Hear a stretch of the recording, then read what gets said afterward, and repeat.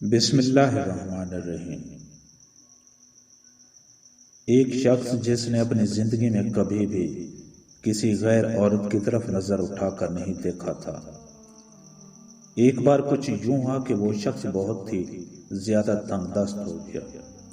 نوبت یہاں تک پہنچی کہ گھر میں فاقے شروع ہو گئے۔ اس شخص کی ایک جوان بیٹی بھی تھی۔ جب فاقے انتہا سے بڑھ گئے تو وہ لڑکی اپنے چھوٹے بہن بھائیوں کی حالت دیکھ کر غلط قدم اٹھانے پر مجبور ہو گئی۔ دل میں ارادہ کر کے گھر سے نکلی کہ اپنا جسم بیچ کر کھانے کا سامان کھولوں گی۔ وہ گھر سے نکل کر پوچھتے پوچھتے ایسے علاقے میں جا پہنچی جہاں پر جسم فروشی کی جاتی تھی۔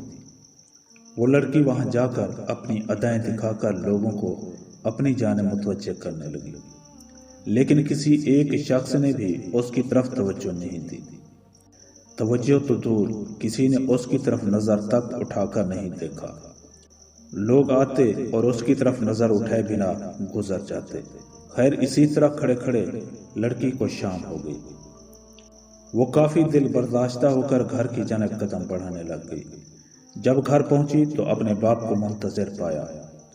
پریشانی میں مبتلا باپ نے پوچھا، بیٹی تو کہاں چلی گئی تھی؟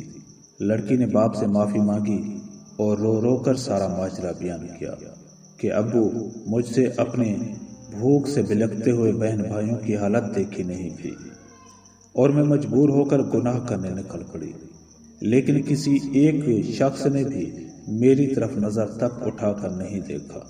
سارا ماجرا سننے کے بعد باپ نے اپنی بیٹی سے کہا کہ بیٹا، تیرے باپ نے آج تک کبھی کسی غیر عورت کی طرف آنکھ اٹھا کر نہیں دیکھا، تو پھر یہ کیسے ممکن تھا کہ کوئی تیری طرف نظر اٹھا کر دیکھے؟ اس لیے اپنی نظر کو عورت کی چادر پر بھی نہ ڈالو، کیونکہ نظر شہوت کی بیج ہوتی ہے۔ اگر تم بچو گے تو کل تمہاری اولاد محفوظ رہے گی۔